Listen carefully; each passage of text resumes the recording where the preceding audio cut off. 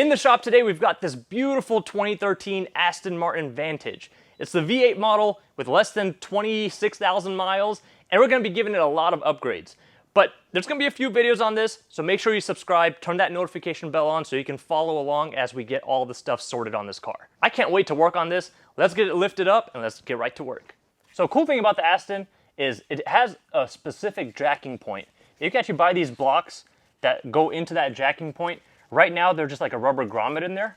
Technically, when you're using a lift, because the lift pads usually have rubber on them, you don't really need them, but since we already have them, we're just gonna go and put them in. So the one that's elongated is supposed to go to the back. The circular one's supposed to go to the front.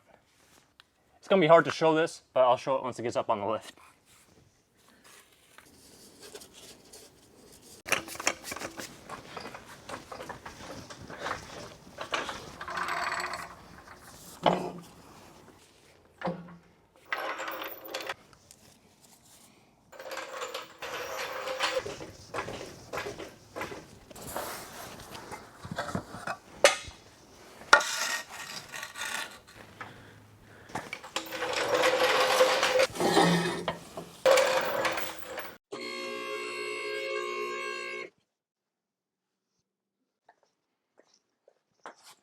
Looking good to me.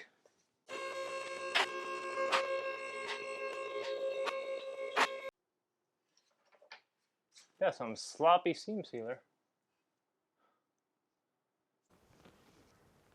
So we're underneath the car, and here are the blocks that I was talking about.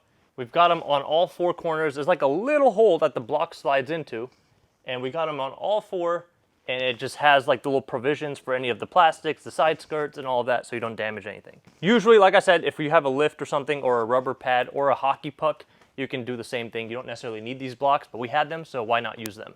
Now underneath here, pretty much everything's covered. I mean, you've got the under trays for the back, the front. Now this does have a transaxle, and this is a fully manual transmission. It's not the sport shift. So it's got a normal manual gearbox in the back, but the transaxle has a diff and all that together. So there is a torque tube that ties the engine to the rest of the transmission. So we're gonna have to be removing all of that to do the clutch upgrade. We're gonna be removing the whole exhaust, but everything for the most part, I mean, it looks clean, not too rusty. There's a little bit of corrosion on some of the exhaust bolts, but that's nothing major at all. It's not like some of the other cars that I've worked on where the whole stud's about to pop off. And it seems like someone has already done some things on here because there's some marks on the exhaust. And then we've got, of course, an oil leak. I mean, we primarily work on BMWs, right? So most cars that come in here have some kind of oil leak. So it's starting to drip around the oil pan. Not too bad. Once we get all the covers off, we'll see if there's more things. Now kind of going towards the back a little bit more. Some things that, you know, that Aston Martin build quality, right? I mean, there's just seam sealer just hanging out. Looks like, you know, a kindergartner applied it, but hey, as long as no water gets in and no corrosion happens, it's fine, right? But even the whole rear end, a lot of aluminum under trays. That part I do like. Aluminum is much better than plastic. You know, we usually end up upgrading all the BMWs for aluminum engine splash shields and all that. So I'm going to take off all of the bolts off of the under tray. I'm going to leave a couple connected because we are going to have to take off the two that are underneath those blocks. So before I take the wheels and all that stuff off, I'm just going to get it off while it's on the ground, drop the under tray, and then jack it back up.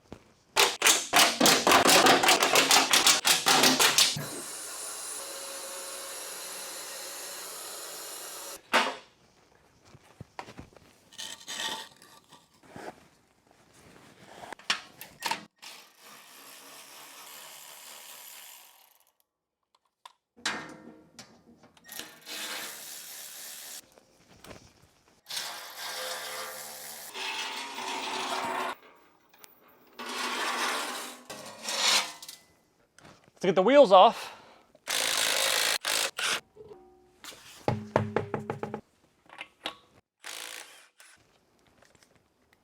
oh, that's it.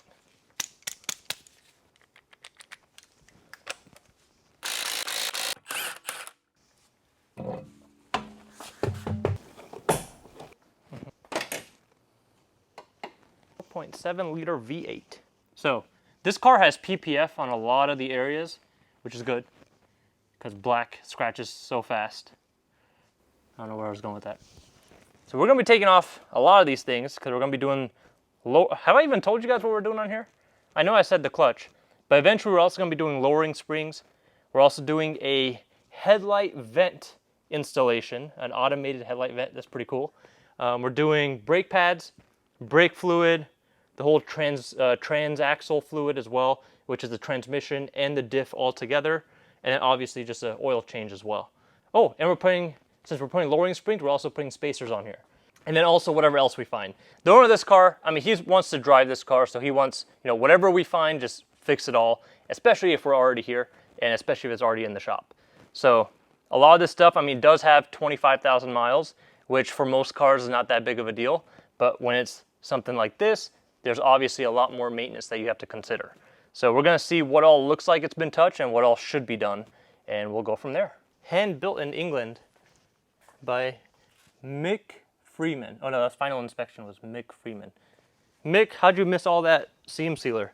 Looks like some kindergartner applied it. Come on, Mick. Anyways, since we are doing the clutch and flywheel, like I said, we're dropping the transaxle, the torque tube, all of that. In order for you to get the torque tube out, you do have to remove one of the exhaust manifolds. We're just going to be removing the driver's side manifold. That way we can pull the torque tube and then twist it. You'll see later on.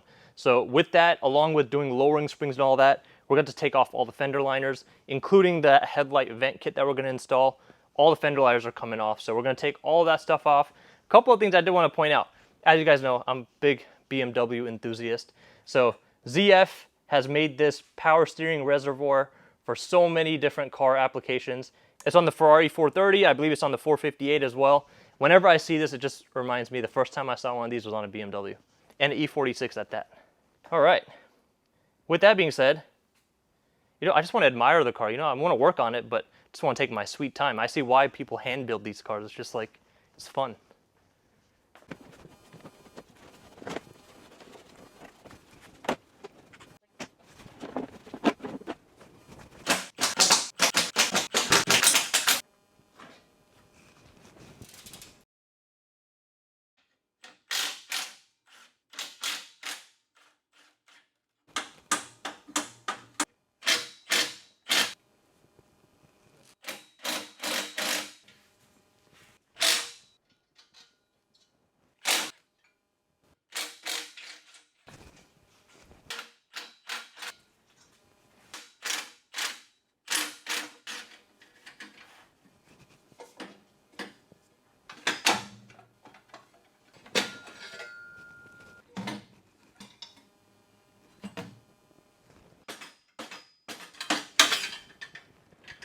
All right, so I still need to take off more of the exhaust, but I want to go ahead and take off these heat shields. Now, one thing about the heat shield, they're hidden. Like, there's two fasteners. So all of these heat shields, the one that goes around the engine and the kind of the bell housing area, is riveted to the main heat shield that goes right here. So there's two nuts that are like all the way up in there. You can't even see it from down here. You have to feel around for it. So one's on top of the cat on this side. The other one on the driver's side, you can actually see it a little bit. So we're going to try to get both of those off. This one is where you just have to feel for it. This is why they say mechanics are good with their fingers, because you can actually just feel for it and you can get it out. The other thing is, this is where I'm still pretty skinny. I know I'm a little bit, not how I used to look like 3-4 years ago. I look a little bit healthier, let's put it that way. Now, it's a little bit difficult, but my wrist didn't change, so I can still get up in there.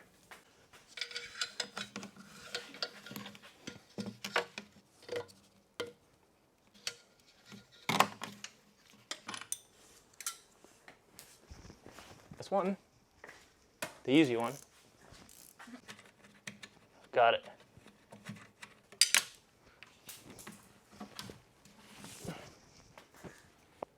Second one.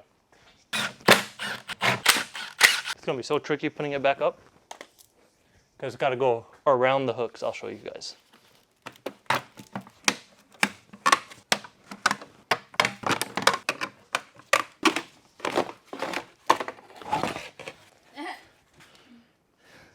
So what does that look like to you guys? I'll give you a hint. I don't have these. All right. Now we're giving them a biology lesson too at the same time. But let me show them where these things are. So the heat shield goes from behind and hooks onto this like that. And then you have the 10mm nut that is screwed onto it from right here. And it does it the same way on both sides.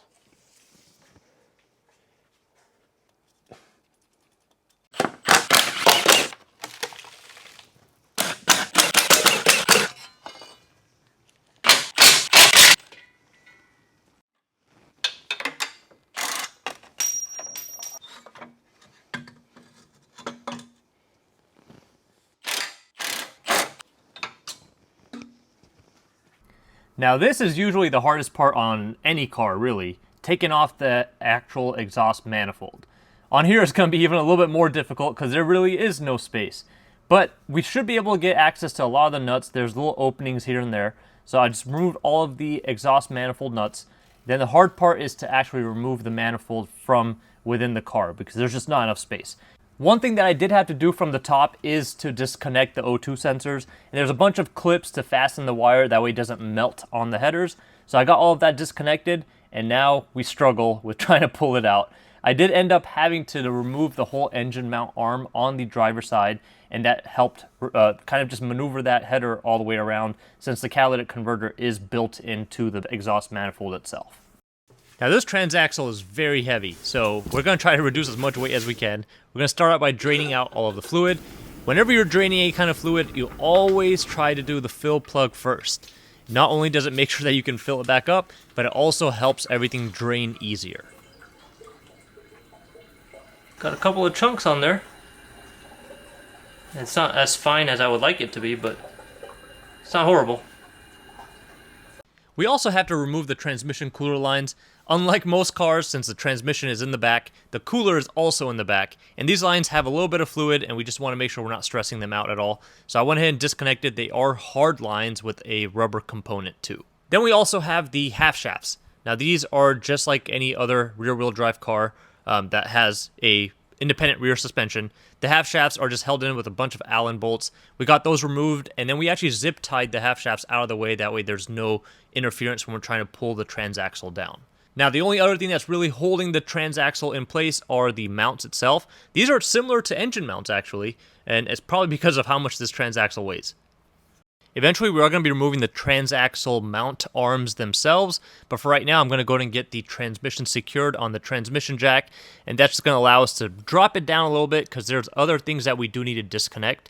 For example, those transaxle mount arms, we have to take the weight off of them first. Now with that weight off, we can remove them entirely, and then we can have access to dropping the transaxle a little bit more, so we have access to other bolts and stuff that we need to remove from the top. So we have two shifter cables, and this is just held in with like a ball and socket. So you can see the ball right here, and this snaps onto it, so you have to pry it off. But you want to make sure you have even pressure. I just use one of these trim tools, and I was able to get it off. Now we have two of these, one right here on the driver's side, and then another one further in towards the middle of the transmission. And we have all these wiring harnesses that we need to remove too.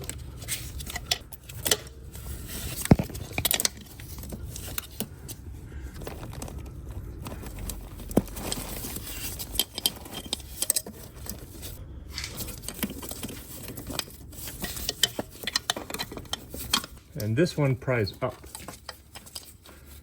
That one pries up, this one pries down.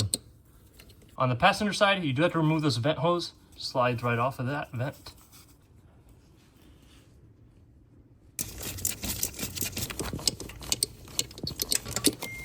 This one.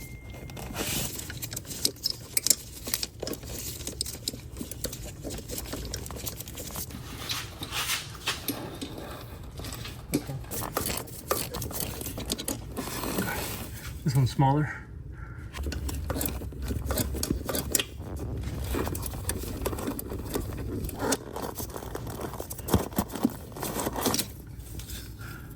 Top right, front passenger is long, rear driver is long, and then the other one's short. Now this whole bracket moves.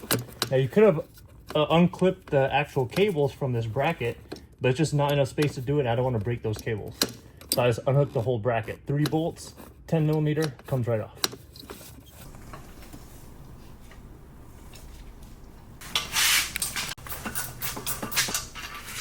All right, here's the top one.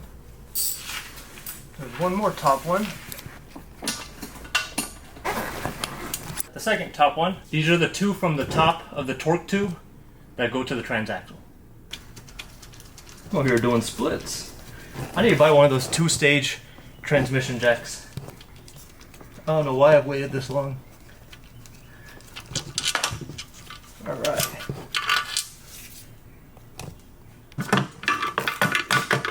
All right, that's 3. The rest should be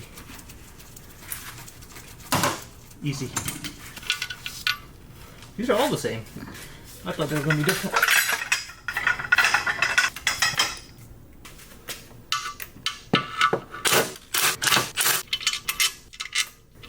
That's everything.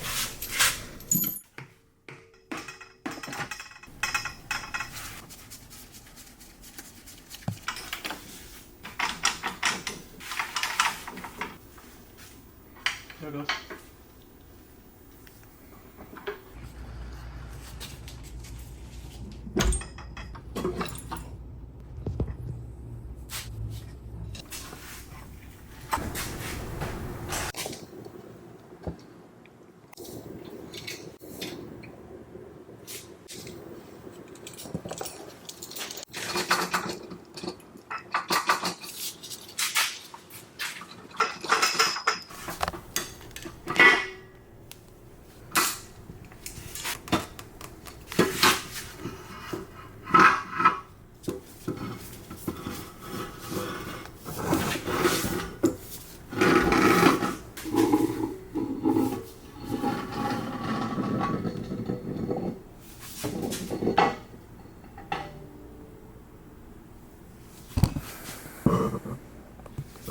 Up 10 pounds. Let's check the bearings. Good.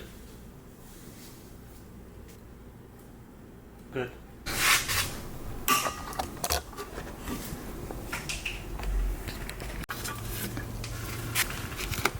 Alright, so with the drive shaft out of the torque tube, now we're taking off the torque tube from the engine. So this is going to be really, really tough. There's not enough space. So you got to use a bunch of extensions, a bunch of sockets, swivels, and whatnot, and then you gotta just feel for it, and that's how you're gonna get it off. But they're all 13mm bolts. I like to start with the hardest first, because it's always easier to kind of finish out on a good point, an easy point. So I'll scratch up my arms first, and then we'll get the ones around the side. So here are the two hardest ones. That's at the very top. So here's a quick tip. Once you get some of the top bolts out, what I would do is take off the brackets that hold the slave cylinder line, as well as the O2 sensor on this side and the heat shields. Take those brackets off, so the bolts on the bell housing that hold those brackets, and you'll have more space to get either a long wrench or even just your hands in there. Now, none of these bolts have Loctite on them, so once you break them free, you should be able to just get your fingers on there and start backing it out. So the hardest part is just getting them broken free.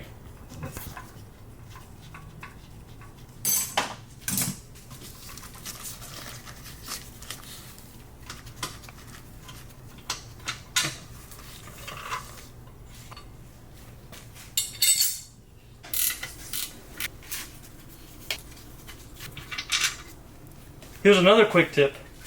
Don't just go at it with your dominant hand. Sometimes when you're trying to get this off, even if you're on jack stands, just switching your hand position or your arm, you're going to be able to get into a different angle. And what will happen is if you don't have it perfectly straight on and you're turning it, it'll feel like there's resistance. So, and this is with any car, not just this, but so you really want to make sure you're straight on it, and then you should be able to thread it out. Because look, right now I'm doing it with my left hand, right? If I was trying to do it with my right hand, my wrist gets in the way, so now I only have to use these two fingers, and that's harder. I mean, I'm good with those two fingers too, but it's a little bit harder doing it that way.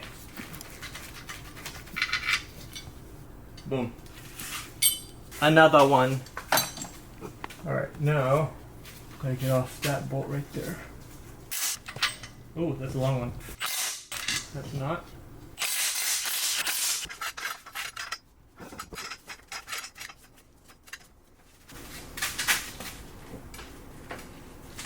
There's dowels that's going to hold it in place.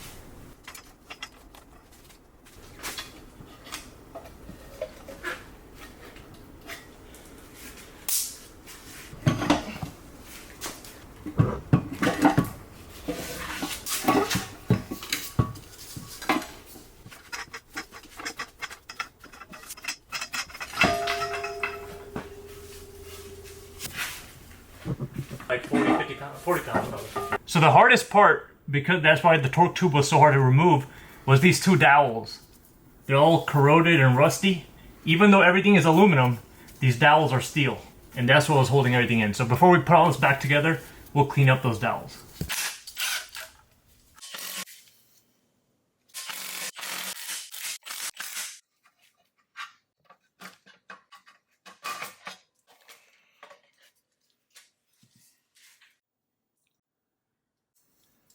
Definitely a lot of hot spots on here.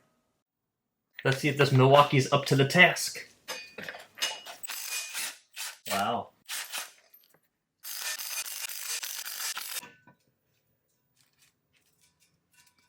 All right, so we've got the flywheel, clutch, everything removed, and this is definitely the stock stuff. So I don't think it's ever been replaced before.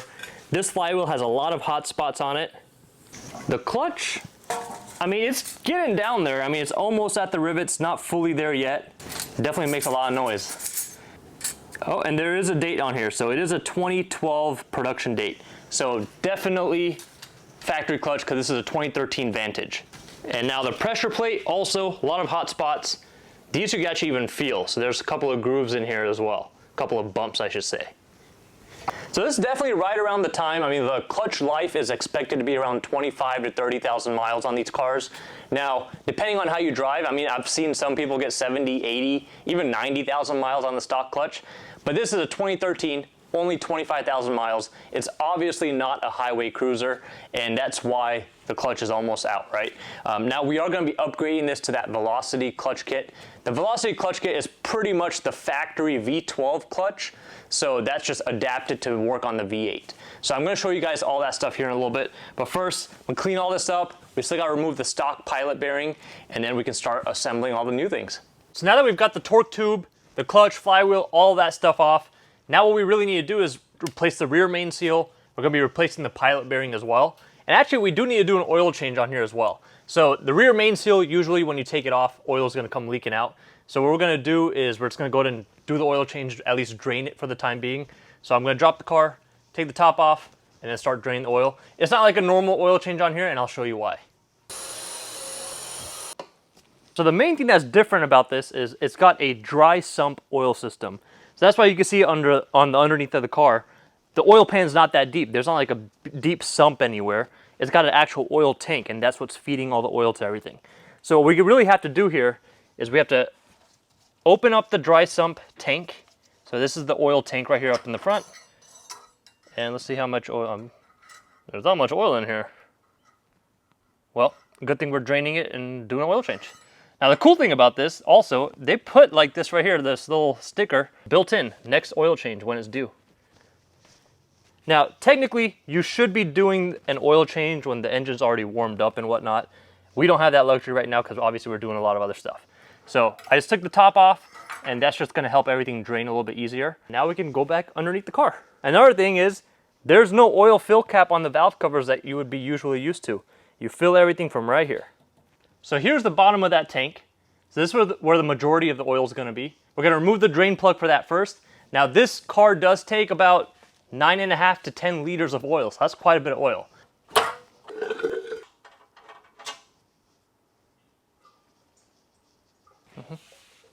Wait, that's it?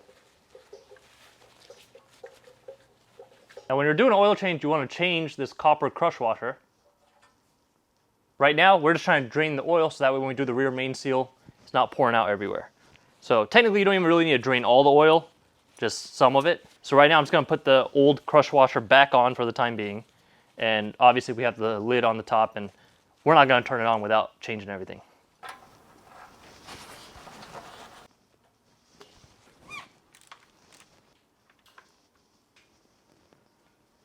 Now these drain plugs on the oil pan itself, they are one-time use. You're supposed to replace them because the gasket's built into the drain plug.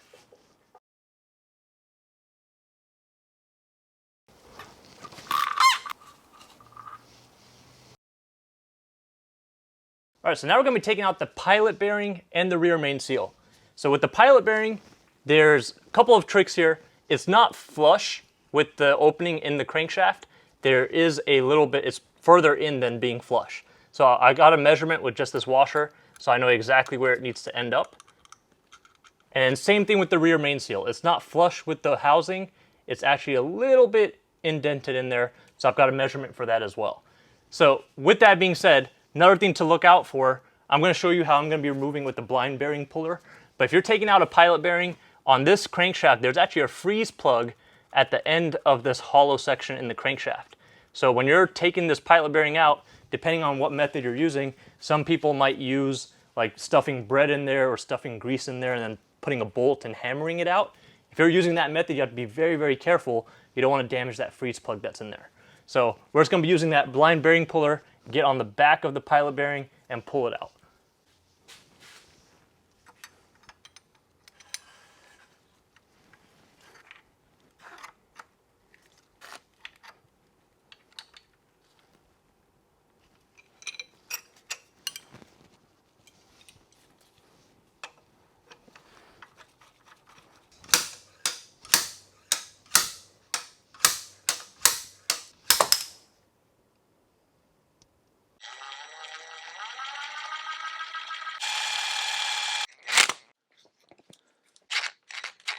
So in order to remove the rear main seal, you could use a fancy tool, or you can just get a self-tapping screw, screw it in just enough so that way it gets a little bit through the rear main seal because there is a whole metal section, and then you can just use needle nose or something to pry it out. Now to reinstall the new one, you want to make sure you have all clean surfaces, and there is also a special tool for this. I ended up using a rear main seal toolkit off of a BMW for the N55, S55 that had the perfect diameter. And I also still had to tap it slowly all the way around, working myself all the way around the whole seal and making sure that it was in the perfect recess. All right, so here is the stock pilot bearing. This one's made by Koyo. So we've got a replacement one. So the stock one is, the part number is JT129. So the cross reference for that, this one's made by INA, which is a good brand, and it's SCE129. So this is one of the things, right? Whenever you have cars that are harder to find parts, like Aston Martins, Ferraris, Lamborghinis, you're going to be able to cross-reference a lot of the stuff because they usually parts bin a lot of these things, right? So a lot of these parts that they're using are made for other vehicles already, and they're repurposing it to make it work for their car or their engine or drivetrain, whatever it is.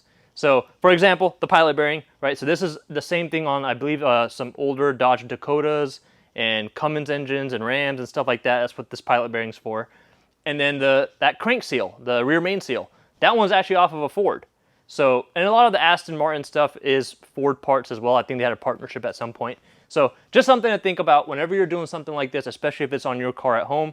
Chances are a lot of the parts that are, 3-4 times as expensive as usual, they're probably cross-referenced somewhere else and you can find it somewhere else. So with that being said, we're going to go ahead and put this pilot bearing in. We got the rear main seal in. So the pilot bearing, like I showed you guys before, there's a specific depth. So let me show you on the engine where it needs to go. There is actually a groove that it can sit in. All right, so that is the line where the pilot bearing should bottom out.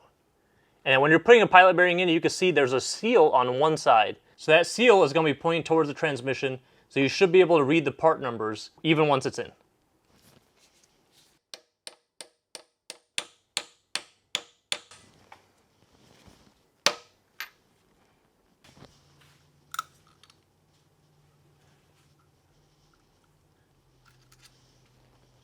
And one other thing, before you install a new pilot bearing, you always want to test fit it on the input shaft of the transmission. In our case, it would be the actual shaft that's coming in from the torque tube. So you want to make sure that pilot bearing slides on there. I already did it, but make sure you do that on any car. We got everything cleaned up, rear main seal installed, pilot bearing installed. Now we can start putting the upgrades on finally. So we've got the flywheel, we've got the clutch kit. The clutch kit is going to require some special procedures, which I'll show later, but we're going to go ahead and put the flywheel on. Now from factory, there was no Loctite on any of the bolts for the flywheel or for the clutch. We're going to put Loctite on it, and we're going to follow the torque specs that Velocity AP suggests, which is 110 Newton meters for the flywheel and then 19 Newton meters for the clutch kit. They give you all new hardware as far as the flywheel and the clutch goes. We're going to be using all of that. Now, there are a couple of differences. The main one, that's the reason it's an upgrade, is obviously the clutch assembly is different, and also it saves some weight. That's going to allow the engine to rev a little bit quicker. We'll get to all that later. I'll show you guys what that looks like. But right now, let's get that flywheel put on.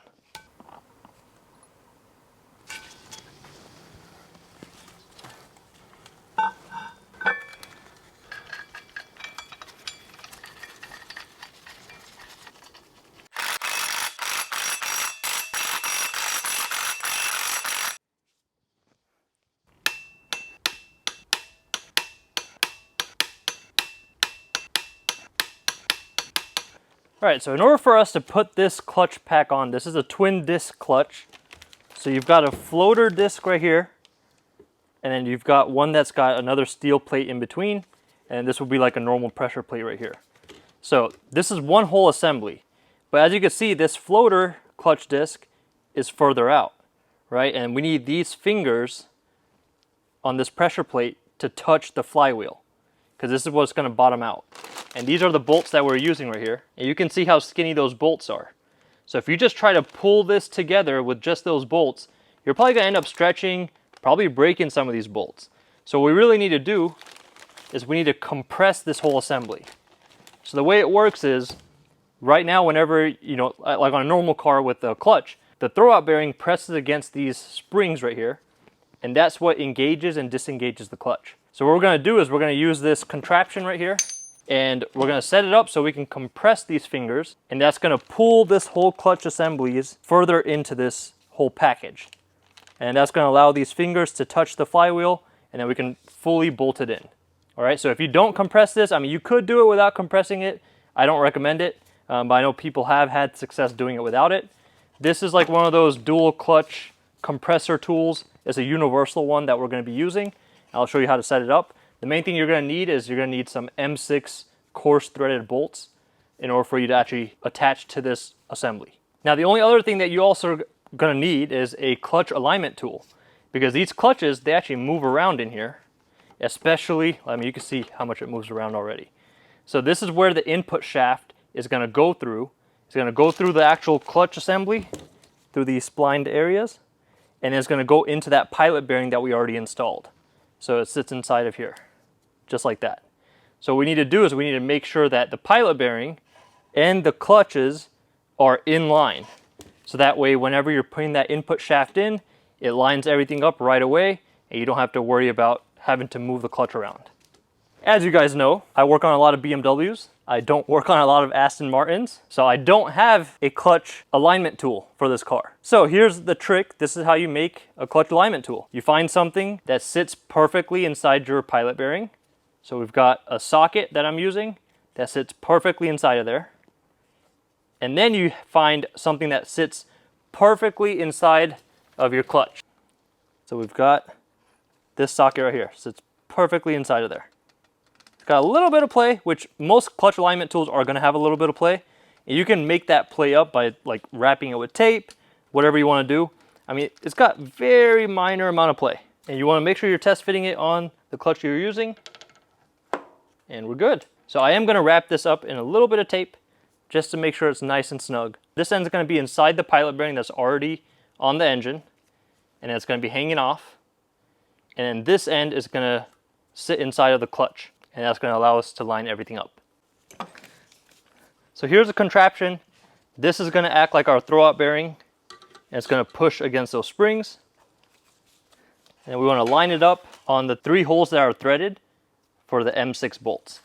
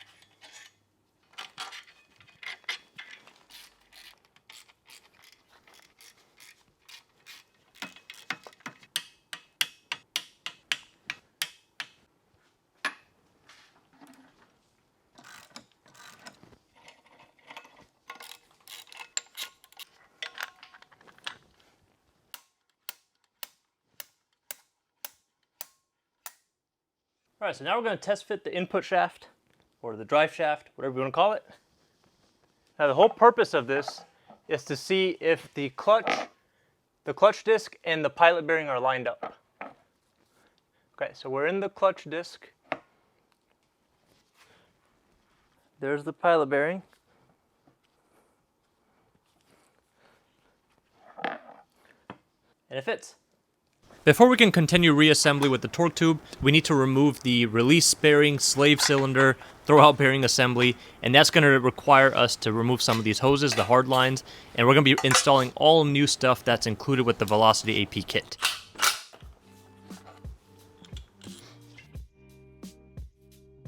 Alright, so the throwout bearing is a little bit different because that whole clutch assembly is different. So the spacer, as you can see, this is the original one. Here's the new spacer. It's a lot slimmer. And the actual throwout bearing itself, or release bearing, whatever you want to call it, is actually a little bit longer, I believe. But all the fittings and stuff, that's what I'm just trying to confirm to see if the fittings are the same, because we are going to have to reuse these hard lines. And they are.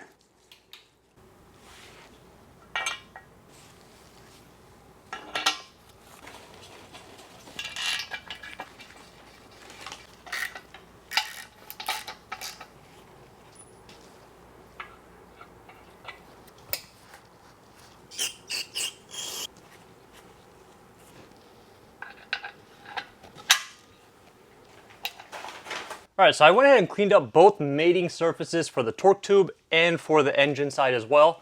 And then I also cleaned up the two dowel pins. So they're pretty corroded and everything else is aluminum, but that's why we had such a hard time pulling it off. So I went in and cleaned them up just with some wire wheel. And then I also cleaned the holes that go, those dowel pins go into on the torque tube. I cleaned those up as well. And I also put a little bit of grease on it, that way it just slides in a little bit smoother. Now, one thing you want to be careful, because if you get any grease on the inside of that torque tube, the bell housing area, it's gonna make its way out onto the clutch packs if it's too much. So there's a very small amount that comes on that throwout bearing already, or the slave cylinder release bearing. There's already a little bit that comes on it from factory. And then also there's already some that's gonna be on that input shaft. But if you clean up the input shaft, you wanna just put a very small dab, that way it just slides in smoothly. So the torque tube, what we're gonna do is we're gonna put the torque tube on here, but we're not going to put it on fully. We're just going to put a couple of bolts and get them snug, and then we're going to try to get the drive shaft all the way through the torque tube and get it lined up inside of here. Because that's going to make sure that everything is lined up, because if that drive shaft does not fully engage and we can't get that circ clip on it, then we've got to take everything back apart and then realign the clutch disc with the pilot bearing.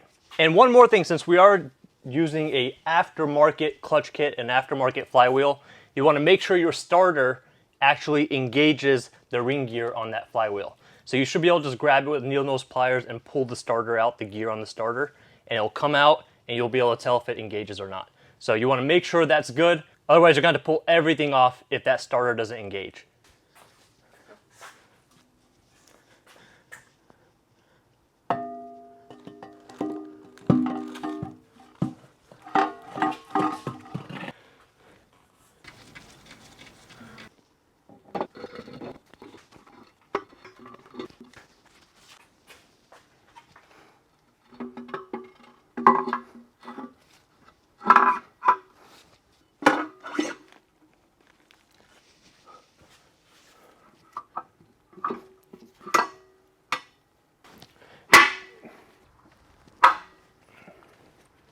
All right, let me show them the contraption. We actually didn't have the clutch lined up perfectly.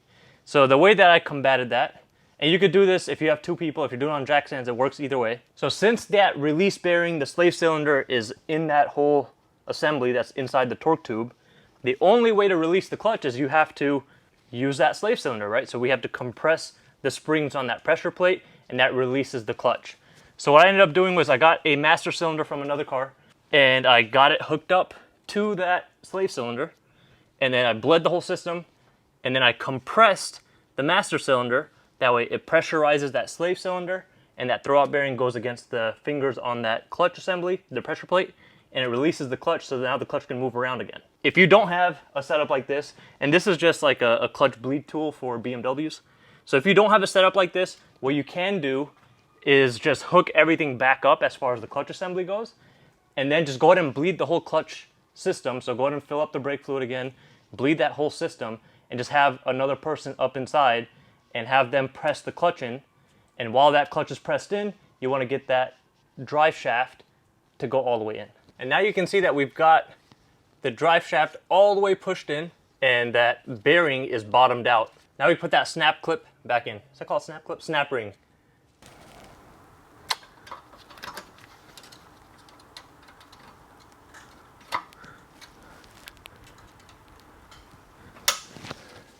So I've got all of the bolts on the torque tube, the bell housing area. So you want to do all of the ones around the top first and torque those down. You're about 40 foot-pounds. Aston Martin actually gives you a range in their factory service manual. So you can do between 36 or 32 and 42. So just 40 foot-pounds, it's going to be fine. And once you have all the top ones done, then you can start putting the brackets. Now these are the heat shield brackets, and then also hold some of the O2 sensors. You're going to have one on this side and one on this side. The driver's side, since we actually had to remove this manifold in order to get that torque tube off, I'm not going to put the bracket on until we get the exhaust back on there, and then we'll get the bracket on there.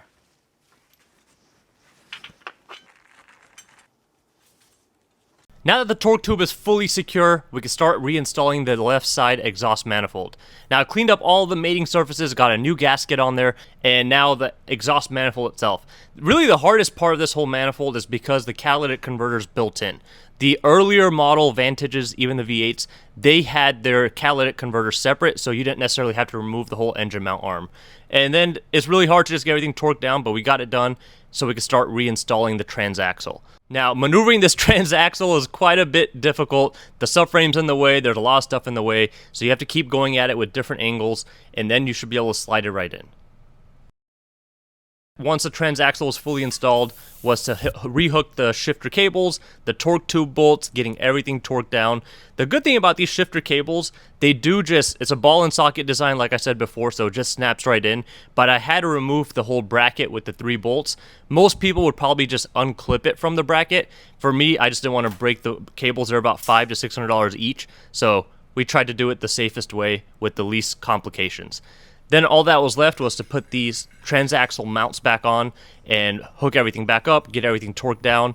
Then we were finally finished with the install of the transaxle. A quick tip when installing half shaft bolts, make sure that you are putting Loctite on there before you torque them down. That way they don't back out. Now while we're in the transaxle area, I decided to go and do some maintenance on here. We did a full fluid change. It was drained before, but there is this built-in filter that's reusable. You just got to clean it out. So we went ahead and did that, replaced the O-ring on the filter as well, and then replaced all of the crush washers and everything for the drain and fill bolts. That way we can get the whole service completed.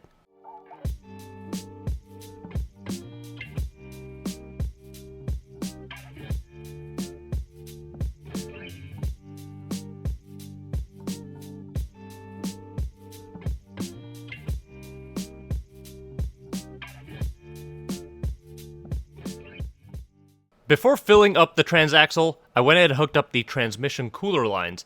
And on these cooler lines, I ended up putting some thread sealer. This is just some Curel T2. It's not required, but I just don't want them to leak in the future. And this is stuff that will easily wipe off if you ever take it off. Now we're going to fill this transaxle up. Since this is a manual transmission, it's only got the same fluid for the transmission and the gear oil as well, so the differential technically. So we're going with the MTLV from Redline. Now some of these early model Vantages, they came with, I believe, 75W90 for the oil that was in there. And a lot of people complain about some notchiness and stuff like that, so especially in the cold weather. So Aston Martin changed their suggested fluid to Castrol BOT. And I believe it's 270A or something like that. But that's just not that readily available. The MTLV is a good equivalent of that, so that's what we're going to be using in here. Now this car is not going to be getting driven much in like freezing temperatures to begin with, so 75W90 should have been okay as well, but we're just going to play it safe and go with the alternative to that Castrol BOT. This should take about 4.5 to 5 liters, so we're just going to keep filling it up. We're just going to use one of the big syringes you'll see here, and we'll get it filled up. The way to tell if this is filled up or not is it'll just start drizzling out of the fill plug. So the fill plug's on the side. I'm just going to keep filling it up until it starts pouring out.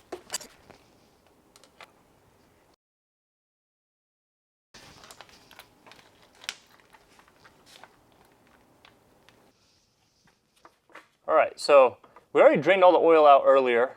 So now I'm just going to take this filter off. It's just a normal spin-on style. Or so I thought. I thought it was just a spin-on filter. Somebody got this on there.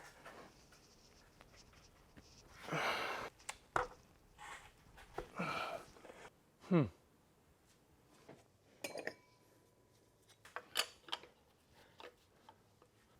have probably done this first. But now that I got it all dented up, it's gonna be hard to get it on there.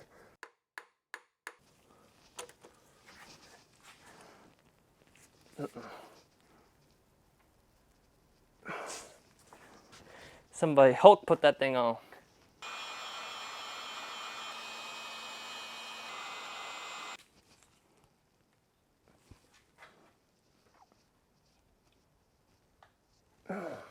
Dang.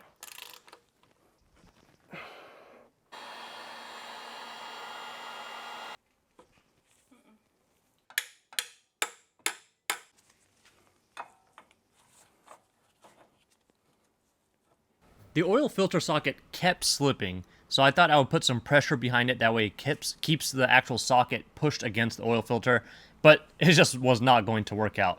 Out of all the things, I didn't think this would be the problem.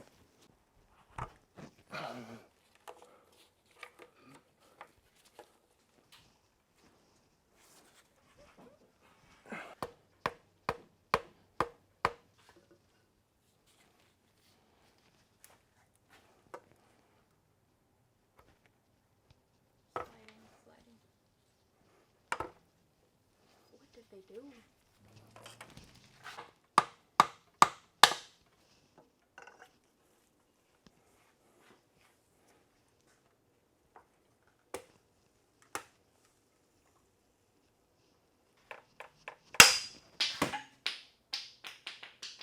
Whoa, imagine a little sand right there. Might hurt a little bit. All right, I think I saw it move. I swear I saw it. Thought I saw it move.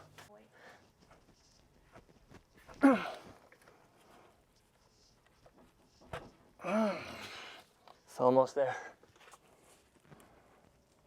There it goes.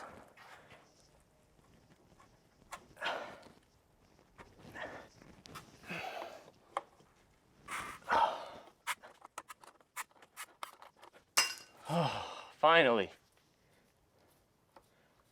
There's still oil in there? That was all over me already. And all my tools. And all over the floor. Been over an hour. So I'm just lightly oiling this O-ring, and we're not going to tighten it like Hulk did that other one. It's funny because there was another shop that did it that is around here that works on exotics, which you would think that they torque everything, but benefit of the doubt though, it could have just gotten tight over time, right?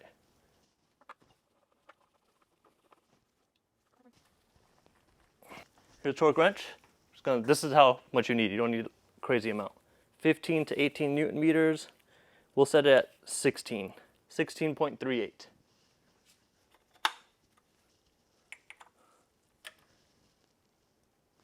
Right there. 16 Newton meters. That's all you gotta do. All right, so I got the new filter on, cleaned everything up a little bit, and even got all this area cleaned up. This timing cover is starting to seep a little bit. It's very common on these, but I wouldn't really recommend replacing that until we're doing other maintenance at the same time. Another common thing on these cars is this black pipe right here.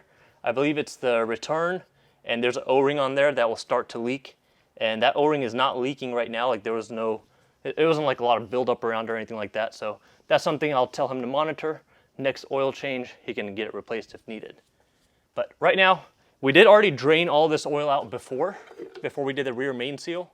So now I'm just gonna change all of these crush washers and make sure everything's torqued down. Oh, and there's more oil.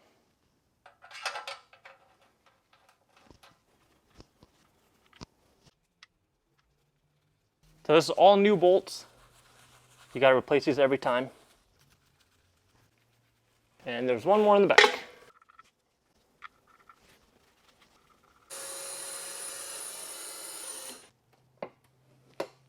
All right, so now I'm just routing the O2 sensors properly, getting them all hooked up, and we also need to fill up the oil.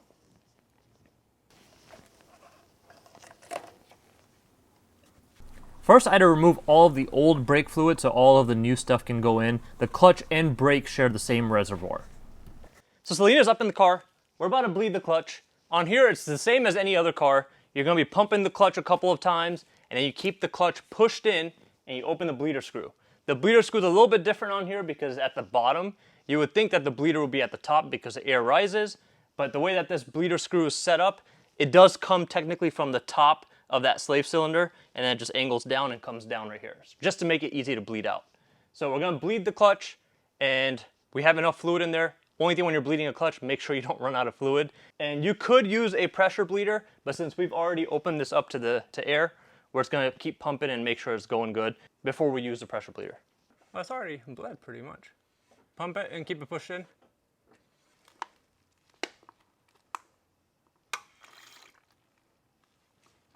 With all of the tedious tasks checked off, now we can start putting the heat shields back on.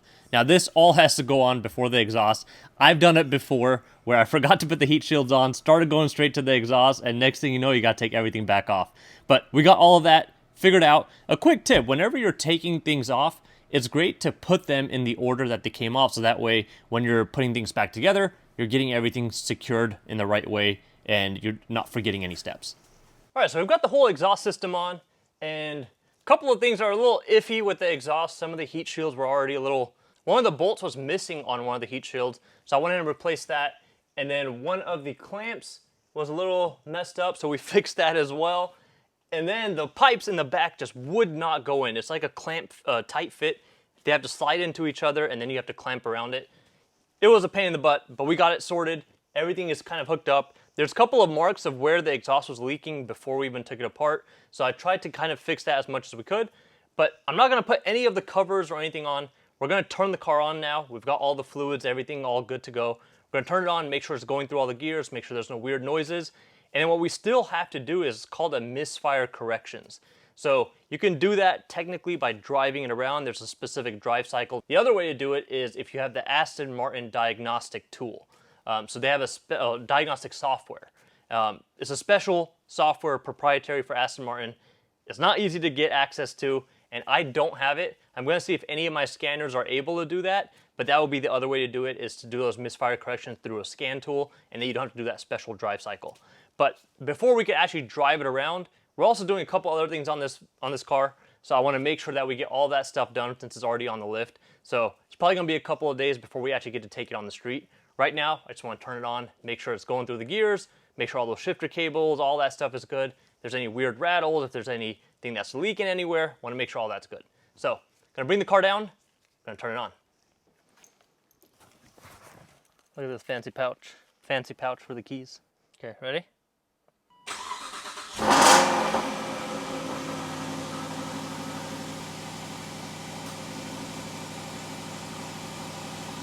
I'm gonna let the clutch out, ready? 1, 2, 3. Let's shift. That's second. That's third. All right.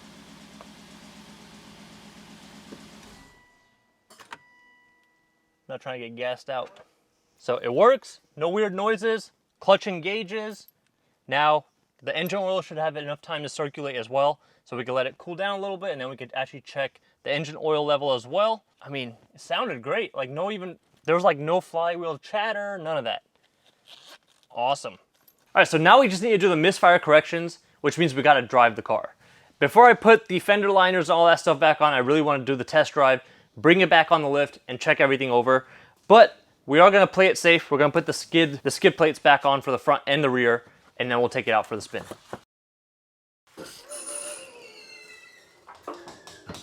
All right, so we've got everything torqued down, wheels are torqued, it's ready to go. Let's take it for a spin. I even checked all the fluids. Now, one thing is a little bit different on here, since it does have the dry sump oil system. In order for you to check the oil, you have to turn the car on, you gotta let it cycle through, and then you turn it off and let it wait for like 30 seconds or so, and then you check the oil. But we did that last time, so all that should be good to go. We're just ready to take it for a spin.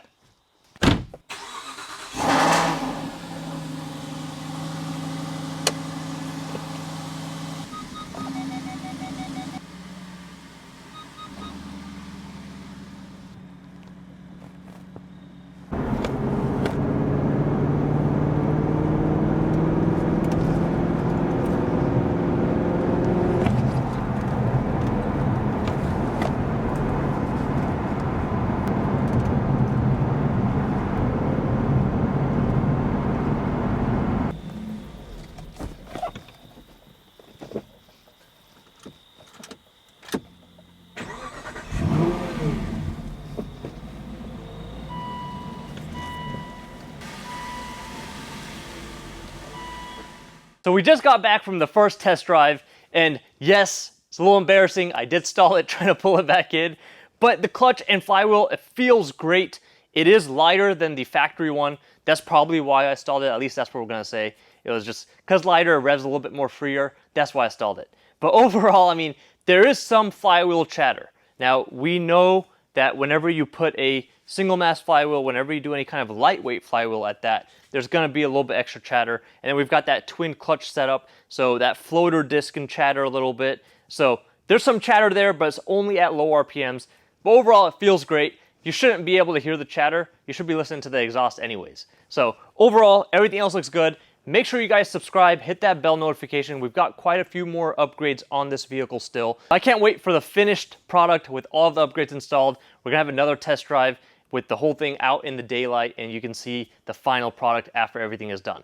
So don't forget, like I said, subscribe, hit that like button if you like the video, hit that bell notification so you're notified whenever we have any new uploads. We've got a lot of projects going on. I'm sure you guys saw some stuff in the background. We've still got some other stuff outside. So there's all kinds of videos going up. I'm excited. I can't wait to get all this stuff out there. And things are just moving quick. So thanks for watching. We'll see you guys in the next one.